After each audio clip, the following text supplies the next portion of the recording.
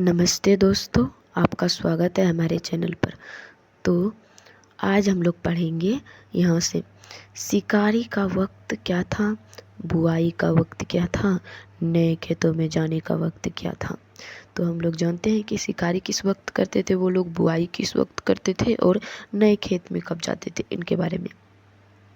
तो चलिए, कह रहा है क्या आपने कभी इस बात पर ध्यान दिया है कि विभिन्न प्रकार के समाजों में रहने वाले लोगों की काम और समय के बारे में समझदारी एक जैसी नहीं होती है। आपने कभी इस बात पर गौर किया है कि जो विभिन्न प्रकार के अलग अलग प्रकार के समाजों में रहने वाले लोगों का काम और समय के बारे में जो समझदारी होती है वो एक जैसी नहीं होती। सब कोई अलग अलग, सबके पास समझदारी भी होती है।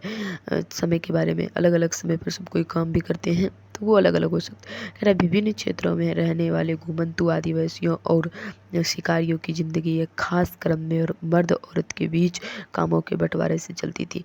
तो शिकारियों की जो ज़िंदगी थी एक खास क्रम में चलती थी और मर्द और औरत के बीच कामों के बंटवारे में चलती थी। मर्द और औरत के बीच जो था वो काम बंटवारे कर दिए गए थे। अब कह रहा है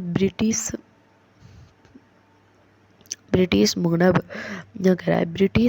विज्ञानी वेरियर एल्विन ने 1930 और 1940 के दशक में कई साल मध्य भारत के बैगा और खोंड समुदायों के बीच बिताए थे।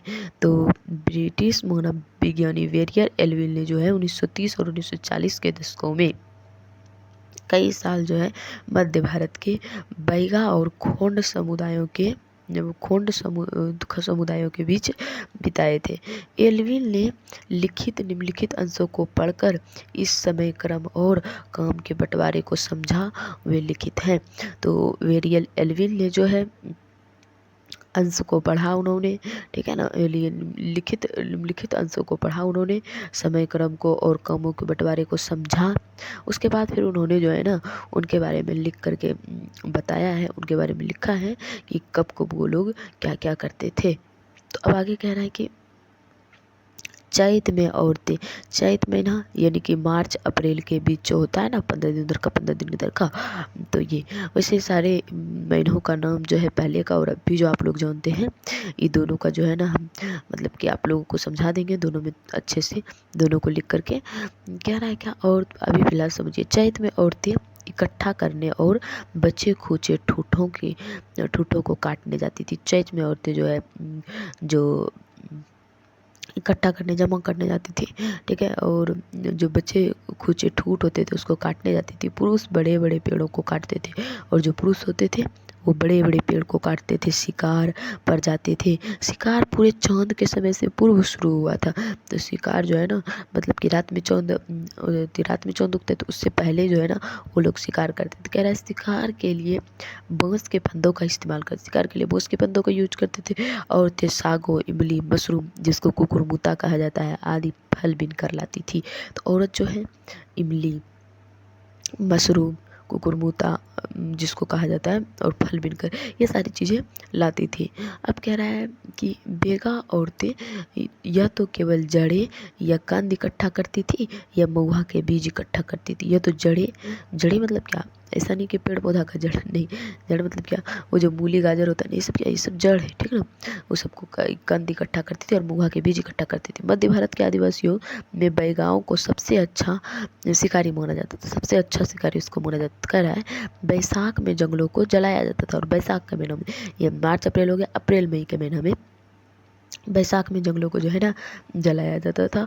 औरतें अधजली लकड़ियों को ईंधन के लिए बिल लेती थी, और जो अधजली लकड़ी होती पूरा तरीके से नहीं जलाए प्रॉपर तरीके से, वो लकड़ी, आदमी शिकार पर जाते रहते थे लेकिन गांव से दूर नहीं जाते थे। आदमी शिकार पर जाते लेकिन गांव से दूर नहीं जाते थे। जेठ में बुआई होती थी और शिकार चलता रहता था, और जेठ के महीना में जो है बुआई होती थी और शिकार जो है वो चलता रहता था। मई जून में, जेठ महीना मतलब मई जून में बुआई होती है, शिकार भी चलता रहता। आषाढ़ यानी कि जून जुलाई में, आषाढ़ से भादो तक मर्दे खेतों में काम करते थे। क्वार में फलियां आने लगती थी और कार्तिक कुटकी में पक जाती थी। अब आगे कह रहा है में सारी फसल तैयार हो जाती थी। पूस में फटकन किया जाता था। नाच गान और शादियाँ भी पूस के महीने में ही होती है। माघ में पुरुष नए वेवड़ की तरफ चल देते हैं। इस दौरान शिकार व चीज़ों का संग्रह ही जीने की मुख्य गतिविधि होती थी। इस दौरान जो है शिकार और चीज़ों का संग्रह यानी कि चीज़ों को इकट्ठा करना ही जीने का मुख्य गतिविधि होता था। उस टाइम जीने का मुख्य गतिविधि वही होता था। तो अब आगे कह रहा है यह चक्र पहले साल का होता था और यह चक्र पहले साल का होता था। दूसरे साल शिकार के लिए ज़्यादा समय मिल जाता था और दूसरे साल शिकार करने के लिए ज़्यादा टाइम मिल जाता था, क्योंकि केवल कुछ फसलों की ही बुआई कटाई होती थी, कुछ ही फसलों की बुआई कटाई होती थी, क्योंकि भोजन काफ़ी होता था। क्योंकि पहले साल खेती मतलब क्या वो लोग तो भोजन पहले से बहुत ज़्यादा है ही भोजन, इसलिए पुरुष बेवड़ों में ही रहते थे। इसलिए पुरुष जो है शिकारी का ज़्यादा टाइम बच जाता था, तो पुरुष जो है वो बेवड़ों में ही रहते थे। तीसरे साल में भोजन के लिए वन उत्पादों की भी ज़रूरत पड़ने लगती थी और तीसरे साल भोजन के लिए तीसरे वन उत्पादों का भी ज़रूरत पड़ने लगता था तीसरे साल, क्योंकि ठीक है पहले साल तो कर लिया तो दूसरे साल आराम भी करेगा तो चलेगा, मतलब शिकार ज़्यादा करेगा, लेकिन तीसरे साल से भोजन कमी हो जाएगी तो उस टाइम उसको कम करना पड़ेगा। अब यहाँ आगे कह रहा है वेरियर एलविल द्वारा लिखित बैगा 1939 और एलविल की अप्रकाशित रचना notes on the Khonds Verrier Elwin papers Nehru समिति संग्रहालय एवं पुस्तकालय पर आधारित है। ये मतलब कि लिखा गया है वही दिया गया है, ज़्यादा दिमाग नहीं लगाना। अब आगे क्या कह रहा है, अच्छा यहाँ एक लड़की का फोटो दिया गया था जैसा कि आप लोग देख सकते हैं। अब यहाँ पे क्या कह रहा है कि ईंधन की लकड़ी ले जाती एक संथाल लड़की बिहार 1946। बच्चे वन उपज इकट्ठा करने के लिए अपनी माओं के साथ जंगल जाते थे। तो बच्चे लोग भी जो है ना अपनी माँ के साथ साथ वो लोग वन के उपज जो वन से प्राप्त होता था, फल लकड़ी बहुत सारी चीज़ें, ठीक है ना, तो उसको इकट्ठा करने के लिए वो लोग भी अपनी माँ के साथ जाता था। आगे देखते हैं क्या कह रहा है। अच्छा बेवड़ का मतलब हम आप लोगों को बता देते हैं। बेवड़ का मतलब होता है मध्य प्रदेश में घुमंतू खेती के लिए इस्तेमाल होने वाला शब्द। वैसे तो कल हम बताए थे, फिर भी बता दिए। मध्य प्रदेश में जो है ना एमपी में घुमंतू खेती के लिए इस्तेमाल होता था शब्द, उसको बेवड़ कहा जाता था। और ये कुछ लोग एक जगह खेती करते थे, ये वाला हम कल आप लोगों को टॉपिक बताए थे। अब आज हम लोग यहाँ से जानते हैं क्या कह रहा है। मेन टॉपिक तो यही से मेरा शुरू होगा, वो तो बस उतना इंपॉर्टेंट नहीं था, फिर भी पढ़ दिए, वरना आप लोग सोचते छोड़ छोड़ के पढ़ाती है इसीलिए। तो औपनिवेशिक शासन से आदिवासियों के जीवन पर क्या असर पड़ा। औपनिवेशिक शासन मतलब क्या, औपनिवेशिक शासन मतलब होता है दूसरे देश से कोई व्यक्ति आकर के जब अपने देश पर शासन करने लगे, मतलब एक देश से कोई व्यक्ति आकर जब दूसरे देश से शासन करने लगे उसको क्या कहते हैं, औपनिवेशिक शासन कहते हैं। ठीक है, तो अंग्रेज लोग आए थे, आदिवासियों के जीवन पर क्या असर पड़ा जब अंग्रेज लोग लाए उनके जीवन पर, चलिए देखते हैं। कह रहा है ब्रिटिश शासन के दौरान आदिवासी समूह के जीवन बदल गया। ब्रिटिश शासन अंग्रेजों के शासन जब कर रहे थे उस टाइम आदिवासी समूह के जीवन बदल गया। आओ देखें कि ये बदलाव क्या थे, चलिए देखते हैं कि ये बदलाव आखिर क्या था। तो ये बदलाव क्या था, कह रहा है आदिवासी मुखियाओं का क्या हुआ। वो जो आदिवासी में जो लोग ताकतवर बन जाते थे, हम आप लोगों को कल पढ़ाए थे, वो मुखिया बन जाते थे। अगर उस मुखिया का क्या हुआ, तो अंग्रेजों के आने से पहले बहुत सारे इलाकों में आदिवासियों के मुखियाओं का महत्वपूर्ण स्थान होता था। मुखियाओं का उनके पास औरों से ज़्यादा आर्थिक ताकत होती थी और औरों से ज़्यादा उनके पास आर्थिक ताकत होती थी, वे अपने इलाके पर नियंत्रण रखते थे। एक जगह उनकी अपनी पुलिस होती थी और एक जगह उनकी अपनी पुलिस होती थी और वे जमीन एवं वन प्रबंधन के स्थानीय नियम खुद बनाते थे। जमीन और वन प्रबंधन के जो स्थानीय नियम होते थे वो खुद वो बनाते थे। कह रहा है कि जमीन प्रबंधन करने के लिए और जो स्थानीय उस स्थान का नियम होना चाहिए ना, उसको जो है खुद बनाते थे मुखिया। अब आगे क्या कह रहा है, उनकी कुछ सेना होती थी, पुलिस होती थी, लिखे भी है। अब आगे क्या कह रहा है, ब्रिटिश शासन के तहत आदिवासी मुखियाओं के कामकाज और अधिकार काफ़ी बदल गए। जब अंग्रेज लोग आए, अंग्रेज लोगों ने शासन किया, तो आदिवासी मुखियाओं के जो कामकाज थे और उसके अधिकार काफ़ी ज़्यादा बदल गए। उनको जो अधिकार मिला था वो भी काफ़ी ज़्यादा उसमें भी बदलाव आया। कह रहा है उन्हें कई कई गाँवों पर ज़मीन का मालिकाना तो मिला रहा, लेकिन उनकी शासकीय शक्तियाँ छीन गई। और कह रहा है कि उनको जो है ना मुखिया लोगों को गांव पर ज़मीन का मालिकाना तो रहा कि ज़मीन का मालिक आप है, ठीक है ना, लेकिन उनके जो शासन करने की जो शासकीय शक्ति थी वो छीन ली गई। उन्हें ब्रिटिश अधिकारियों द्वारा बनाए गए नियमों को मानने के लिए बाध्य कर दिया गया। और जो ब्रिटिश जो अंग्रेज़ों ने जो अंग्रेज अधिकारी जो बनाए गए नियम है उसको मानने के लिए मजबूर कर दिया गया, बाध्य कर दिया गया। उन्हें अंग्रेज़ों को नजराना देना पड़ता था। नजराना मतलब अपनी इच्छा के अनुसार उसको कर देना पड़ता था। अंग्रेज़ों के प्रतिनिधि की हैसियत से अपने समूहों को नुकसान में रखना होता था, और अंग्रेज़ों के प्रतिनिधि की जो अंग्रेज़ों की हैसियत होती थी उस हैसियत से अपने समूह को अनुशासन में रखना होता था। अनुशासन में रखना होता था। वो अपने लोगों को अनुशासन में रखना होता था अंग्रेज़ों के हैसियत के हिसाब से। कह रहा है पहले उनके पास जो ताकत थी अब वो नहीं रही, और पहले जो मुखिया के पास ताकत थी अब अंग्रेज के आ जाने से वो ताकत उनका ख़त्म हो गया। परंपरागत कामों को करने से लाचार हो गए, और परंपरागत काम जो वो लोग करते थे वो करने से लाचार हो गए, अब वो नहीं कर पा रहे। सीधी सी बात समझिए कि पहले जो है मुखिया लोग नियंत्रण करते थे आदिवासियों को, लेकिन जैसे ही अंग्रेज आ गए तो अंग्रेज अब मुखिया को भी नियंत्रण करने लगे और आदिवासियों को भी, दोनों को। ठीक है ना, पहले तो मुखिया थी सबसे ताकतवर, लेकिन अब अंग्रेज आ गए तो मुखिया से ज़्यादा ताकतवर वो है अभी, तो मुखिया को भी अंग्रेजों का बात मानना होगा। अब क्या कह रहा है, घुमंतु काश्तकारों का क्या हुआ। काश्तकार मतलब किसान, जो घूम घूम करके, हम कल आपको झूम खेती पढ़ाए थे ना, घूम घूम करके झूम झूम करके खेती करते थे, तो झूम खेती को ही घूम खेती करते, तो वही कह रहा है वो जो घुमंतु घूम घूम करके खेती करते थे उसका काश्तकारों का, आखिर उस किसानों का क्या हुआ। तो कह रहा है ऐसे समूह से अंग्रेजों को काफ़ी परेशानी थी। हम आप लोग कल बताए थे ना, ऐसे समूह से अंग्रेजों को काफ़ी ज़्यादा परेशानी थी, जो यहाँ वहाँ भटकते रहते थे। क्यों परेशानी थी बताई थी, क्योंकि जो है एक जगह अगर खेती थी, मतलब कि एक जगह अगर रह करके खेती करेगा तो अंग्रेज उससे कर वसूल पाएंगे। इधर उधर अगर मतलब घूम घूम करके खेती करेगा, इधर उधर जाए कितना अंग्रेज उससे ढूंढते रहेंगे और उससे कर लेते रहेंगे, इसीलिए उससे बहुत ज़्यादा परेशानी होती थी अंग्रेजों को, जो वहाँ यहाँ वहाँ भटकते थे और एक जगह ठहर कर नहीं रहते थे। वे चाहते थे कि आदिवासियों के समूह, अंग्रेज चाहते थे कि आदिवासियों के जो समूह है वो, आदिवासियों के जो समूह है वो, एक मिनट, आदिवासियों के समूह एक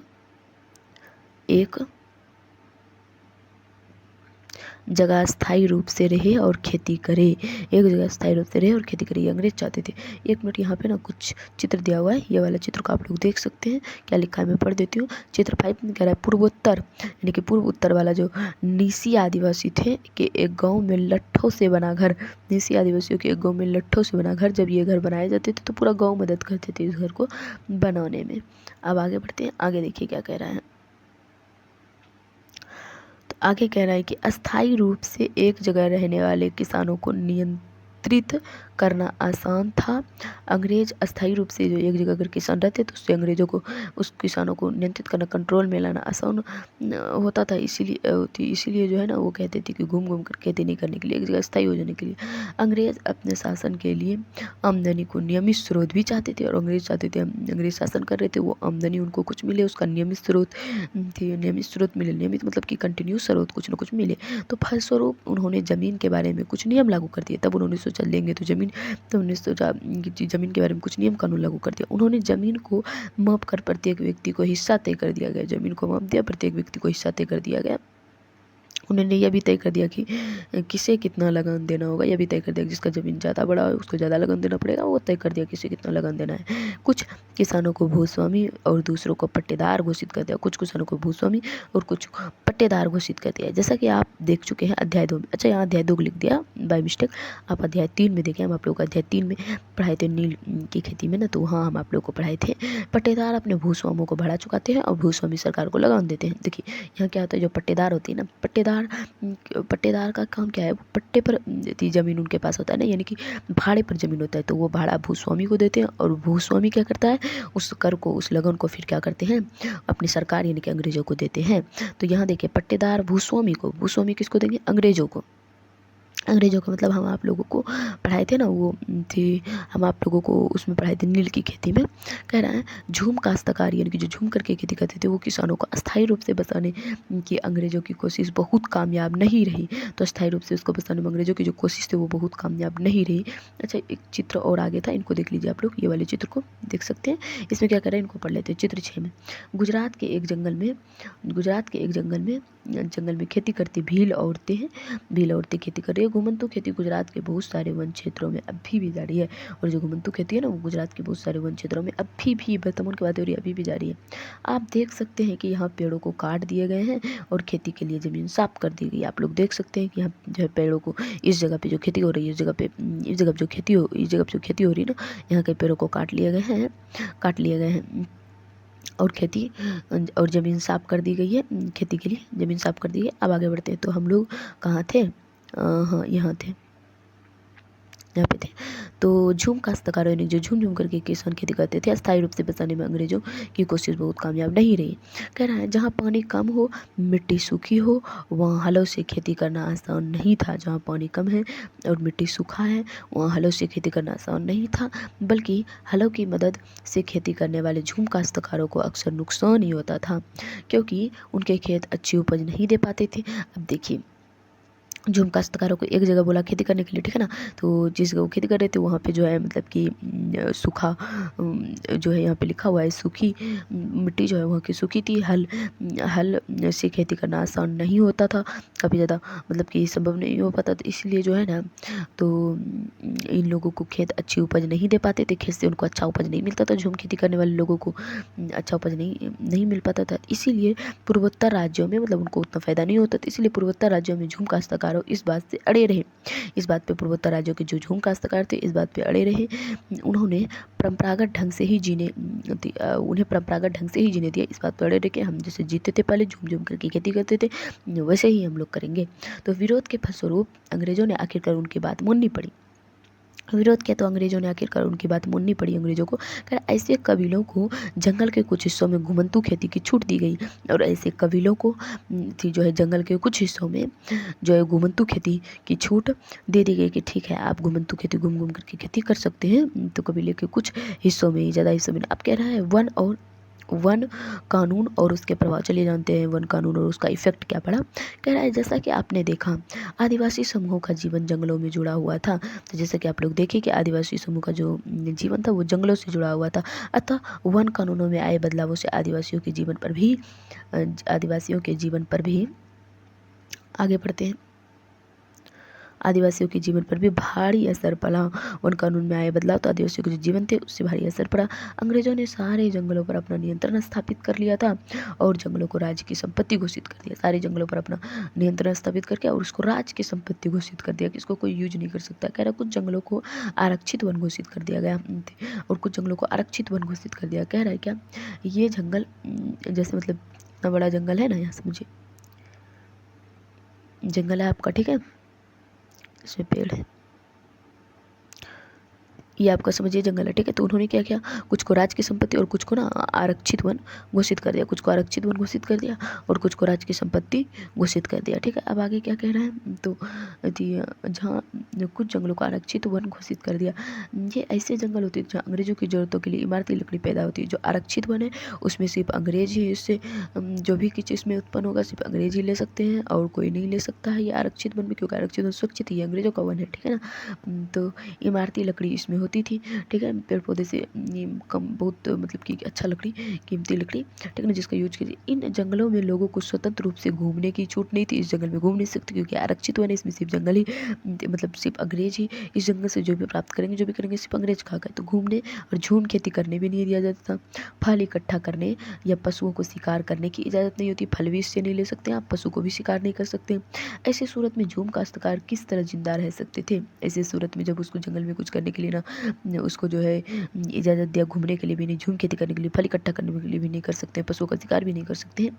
तो ऐसी स्थिति में जो झूम काश्तकार थे, काश्तकार यानी किसान झूम कर खेती करते थे, वो किस तरह जिंदा रह सकते हैं जब जंगल में वो करते थे। आप जंगल पे ही अपना अधिकार जमा लिए। उनमें से बहुतों को काम और रोजगार की तलाश में मजबूरन दूसरे इलाकों में जाना पड़ा। इस इलाके को छोड़ के काम और रोजगार के चक्कर में दूसरे इलाकों में उसको मजबूरन जाना पड़ा। अब आगे क्या कह रहा है, जैसे ही अंग्रेजों ने जंगलों के भीतर जंगलों के भीतर आदिवासियों को रहने पर पाबंदी लगा दी। जैसे ही जंगलों के भीतर जो है आदिवासियों के रहने पर पाबंदी लगा दी, रोक लगा दी, जंगल के भीतर आप लोग नहीं रह सकते, पाबंदी लगा दी, तो उनके सामने एक समस्या पैदा हुई। क्या समस्या पैदा हुई? समस्या वह थी कि रेलवे स्लीपर्स के लिए लकड़ी काटने और लकड़ी को एक जगह से दूसरी जगह ले जाने के लिए मजदूरों का इंतजाम कहाँ से किया जाए। आप तो मजदूरों को जंगल से भगा दिए हैं, अब आप मतलब उनको जो है लकड़ी को काटने के लिए एक जगह से दूसरी जगह लेके जाने के लिए तो वो एक जगह दूसरी जगह लेके जाने के लिए किसी मजदूरों की ज़रूरत है। मजदूर कहाँ से लाएंगे? मजदूर तो आप पहले ही भगा चुके हैं, ठीक है। तो ये समस्या आ गई। तो अब आगे क्या कह रहा है? औपनिवेशिक अधिकारियों ने इसका भी हल ढूंढ निकाला। औपनिवेशिक अधिकारी जो उसने इसका भी हल ढूंढ निकाला। उन्होंने तय किया कि झूम काश्तकारों को जंगल में जमीन के छोटे टुकड़े दिए जाएंगे। उन्होंने तय किया कि छोटे टुकड़े दिए जाएंगे, और छोटे टुकड़े जैसे हम आपको शुरू में बताया ना, ये इतना बड़ा जंगल है और इसका ये आरक्षित वन है, ठीक है, इतना वो राज्य वाला है और ये आरक्षित वन है। तो इसमें से देखिए क्या होता था ना, ये इसमें छोटा हिस्सा, इसे इतना सा हिस्सा, इतना सा का हिस्सा, एक छोटा सा का हिस्सा, इतना सा का हिस्सा जो है, मतलब कि वही यहाँ पे लिखा हुआ है, छोटे टुकड़े के दिए जाएंगे उन्हें खेती करने के लिए, खेती करने की छूट होगी, बशर्ते यहाँ कुछ शर्त रखा है। इससे तो नहीं कि अंग्रेज जैसे ये उसको बुला करके एक बार पहले भगा दिया, फिर बुला करके उसको खेती करने देगा, नहीं, कुछ शर्त रखा। क्या? गाँव में रहने वालों को वन विभाग के लिए मजदूरी करनी होगी, ठीक है। गाँवों में रहने वाले लोग जो इस जंगल में खेती करेंगे तो इस जंगल में नहीं रहेंगे, तो जंगल में तो गाँव में रहेंगे, ठीक है। तो गाँव में रहेंगे, गाँव में रहेंगे ना, तो मतलब जंगल के पास में गाँव में रहेंगे, तो वन विभाग की उसको मजदूरी करना पड़ेगा उन लोगों को, ठीक है। आपको खेत दिया है छोटा टुकड़ी की इसमें खेती करने के लिए, तो उसके लिए आपको जो मजदूरी करनी होगी। वन विभाग के लिए जो आरक्षित वन से लकड़ी प्राप्त होगा ना, ये जो वन विभाग है इसमें आपको मजदूरी करनी होगी और जंगलों की देखभाल करनी होगी, जंगल की देखभाल भी करनी होगी। इस तरह बहुत सारे इलाकों में वन विभाग ने सस्ते श्रम की आपूर्ति सुनिश्चित करने के लिए वन गाँव बसा दिए, वन गाँव बसा दिया। इस तरह वन विभागों ने सस्ते श्रम मतलब क्या, श्रम मतलब मजदूरी से यानी कि कम कम दाम पर मजदूरी करने के लिए की आपूर्ति सुनिश्चित करने के लिए वन गाँव बसा दिए, वन गाँव बसा दिए। अब देखिए ये लोग जो है जिसको छोटा सा ज़मीन का टुकड़ा दिया गया, वो वन विभाग के लिए काम करेगा, इसमें लकड़ी उसके लिए काटेगा, ढोएगा, ये सब काम करेगा, ठीक है। और उनको जो है ये ज़मीन एक छोटा सा टुकड़ा दिया जाता था, ज़्यादा कुछ नहीं, ठीक है ना। अब आगे क्या कह रहा है? अच्छा, स्लीपर का मतलब समझ लीजिए। स्लीपर का मतलब क्या है? लकड़ी के 36 तख्ते जिन पर रेल की पटरियां बिछाई जाती है। लकड़ी के 36 तख्ते, ठीक है। ऊर्ध्वाधर नहीं, देखिए ऊर्ध्वाधर सीधा होता है, 36 लेटा हुआ रहता है, मतलब कि लेटा हुआ रहता है, तो इसको कहते हैं 36, ठीक है। तो 36 तख्ते जिन पर रेल की पटरियां बिछाई जाती थी उसको स्लीपर कहते हैं। अब आगे बढ़ते हैं, ज़्यादा कुछ नहीं इसमें कह रहा है। अंग्रेज़ों के इस देश में जीना कितना कठिन है, ज़रा सा इनको सुनिएगा। वैसे तो इंपॉर्टेंट नहीं है बट मैं पढ़ देती हूँ, कोई भी चीज़ नहीं छोड़ती हूँ तो नहीं छोड़ूंगी। अच्छा, एक चीज़ आगे लगता है छूट गया क्या, मैं देख लेती हूँ। तो ये वाला चित्र दिखाने छूट गया था नहीं, हाँ ये वाला चित्र क्या छूट गया था भाई, ये वाला चित्र तो हो ही गया कंप्लीट, तो कुछ छूटा नहीं है ना, देख लो जरा सा। नहीं ये हाँ, आप लोगों को कुछ भी नहीं छूटा है, बस हो गया चित्र। हाँ अच्छा, यही चित्र छोटा था। आंध्र प्रदेश में धान की खेत में काम करते आदिवासी है। आंध्र प्रदेश में समतल मैदानों में जंगलों में धान की खेती के बीच फ़र्क को देखे कह रहा है। समतल मैदान में जो धान की खेती करते, देख सकते हैं आप लोग समतल मैदान में कितना पानी था, और जंगलों में धान की खेती है, जो जंगल में जो जंगल काट करके लोग धान की खेती कर रहे थे, ये लोग जंगल काट करके जो धान की खेती, इसमें देखिए कितना फ़र्क है इन दोनों में, देखिए वो और ये समतल मैदान में जो खेती कर रहा है, आप लोग देख सकते हैं खुद ही कितना पानी है समतल मैदान में, ठीक है। तो जंगल इलाकों में जो थोड़ा बहुत पथरीला इलाका, तो देख सकते हैं आप लोग यहाँ पे जो है थोड़ा बहुत पत्थर भी है, ये सब पत्थर भी सब है, ठीक है। तो इसीलिए बीच फ़र्क को देखने का रहता है, आप लोग देख सकते हैं। अब आगे बढ़ते हैं तो इनको पढ़ते हैं। क्या कह रहा है? अंग्रेजों के इस देश में जीना कितना कठिन था, इनको पढ़ते हैं। 1930 के दशक में वेरियर एल्विन ने मध्य भारत में रहने वाले बैगा आदिवासियों के इलाकों का दौरा किया। इन्होंने उसके इलाके गए, उसके इलाके घूरे, उसके इलाके देखे। एल्विन इन लोगों के रीति रिवाज, उनकी कला और लोक संस्कृति को जानना चाहते थे, ठीक है। उन्होंने बैगाओं के बहुत सारे गीत इकट्ठे किए जिनमें इस बात पर शिकायत की गई थी कि अंग्रेजों के शासन में बैगा कितने बुरे दौर से गुजर रहे हैं। तो जैसा जानते हैं उन्होंने वही गीत इसमें लिखा है। कह रहे हैं, जरा सा आप लोग ध्यान से सुनिएगा, मैं गाने की कोशिश करती हूँ, वैसे तो मुझे उतना अच्छा गीत गाने नहीं आता है, ठीक ना, लेकिन फिर भी। अंग्रेजों के इस देश में जीना कितना मुश्किल है, जीना कितना मुश्किल है। जमींदार बैठा है गांव में, दरवाजे में कोतवार, बगीचे में पटवारी, खेतों में सरकार। अंग्रेजों के इस देश में जीना कितना मुश्किल है। पशु कर अदा करने के लिए बेचते हैं गाय, तो भैंस बेचते हैं जंगल कर के लिए, बैलों को बेच कर अदा करते हैं लगान। भोजन पाए कहाँ से, अंग्रेजों के इस देश में जीना कितना मुश्किल है, कितना मुश्किल है, कितना है मुश्किल, जो भी है, ठीक ना, जीना कितना है मुश्किल। तो ये जो है वेरियर एलविल एवं Shamrao Hivale songs of the Maikal पृष्ठ 316 में उद्धृत है, ठीक है ना। वेरियर एलविल एवं Shamrao Hivale songs of the Maikal पृष्ठ 316 में उद्धृत है। अब आगे बढ़ते हैं ज़्यादा बातें नहीं करते हुए।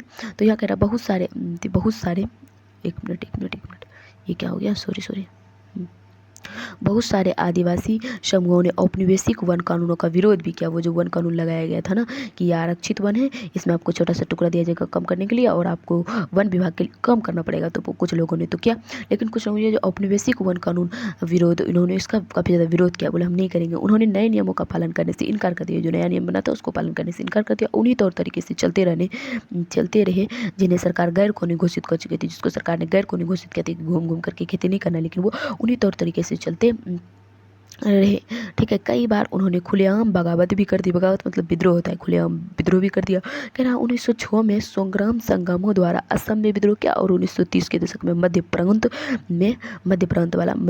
प्रांत में हुआ वन सत्याग्रह। इसी तरह के विद्रोह थे, दो बार, एक बार 1906 में, एक बार 1930 में। तो अब आगे कह रहा है आपका व्यापार की समस्या क्या थी, ये टॉपिक को हम लोग कल पढ़ेंगे। तो आज इतना ही रहने दीजिए, आज ज़्यादा नहीं पढ़ाएंगे, ठीक है। तो ऐसे ही आसान तरीके से कॉन्सेप्ट के साथ पढ़ना चाहते हैं तो जल्दी से चैनल को सब्सक्राइब कर लीजिए ताकि आपको मेरा वीडियो ढूंढना ना पड़े।